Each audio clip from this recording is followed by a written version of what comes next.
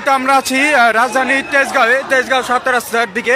আমরা দেখতে পাচ্ছি ঢাকা পলিটেকনিক ঢাকা পলিটেকনিক কিন্তু মাসেরাইতে কিন্তু নেমে গেছে তাদের অবৈধ ক্রাব, যেটা 2021 সালে নিয়োগ দেওয়া হয়েছিল 4 বিরুদ্ধে, এবং তাদের কারিগরি বিভিন্ন নিয়মের বিরুদ্ধে কিন্তু তারা এখন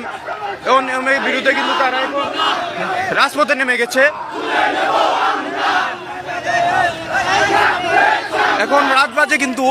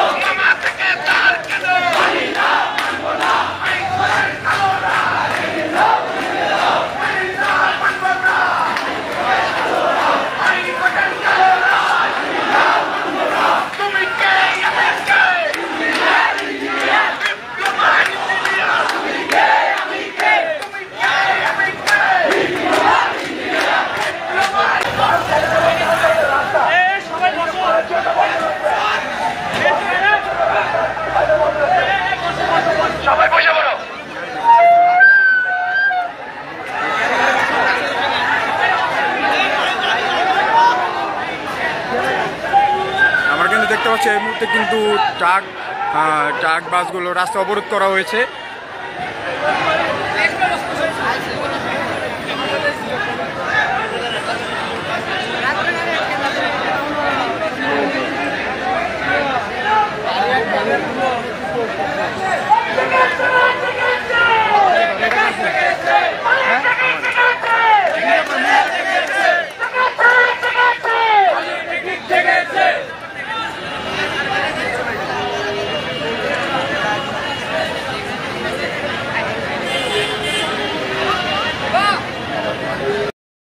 করার জন্য এবং যতজন কর্মরত কর্মচারী আছেন ক্রাফট ইনস্ট্রাক্টর তাদেরকে অন্যত্র ট্রান্সফার করার জন্য সরকার সেই বিষয়ে কোনো পদক্ষেপ নেয়নি, বরং আমাদেরকে পুনরায় আবার রাস্তায় বসাতে বাধ্য করেছেন।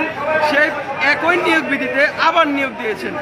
এই নিয়োগের উপরে আবারও রিট করেছেন আশিক মিয়া নামে একজন ক্রাফট, যে পূর্বে মামলাগুলো পরিচালনা করতেছিল, বর্তমানে আবার সে রিট করেছে এবং সরকারের সেই আদালত থেকে ওই পক্ষের উপর বাদীর উপর সে রিট জারি করা হয়েছে। অথচ আমাদের টেকনিক্যাল সেক্টরে আমাদের চাকরি পাওয়ার কথা ছিল, সেখানে চাকরি পাচ্ছে জেনারেল স্টুডেন্টরা।